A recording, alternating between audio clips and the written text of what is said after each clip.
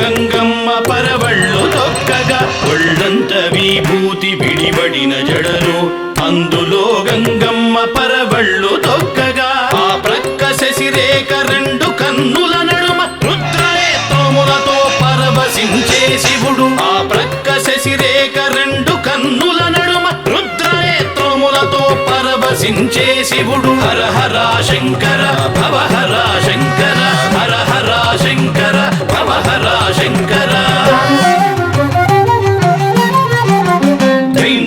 ధీం తకిట దత్తించే శివుడు పదములే కదలంగ కాలి మూవలు మ్రోగ కైలాసమే కదల ధిమి ధిమి ధిమి అని నంది భృంగి కలిసి నాట్యమాడంగా హర హర శంకర భవ హర శంకర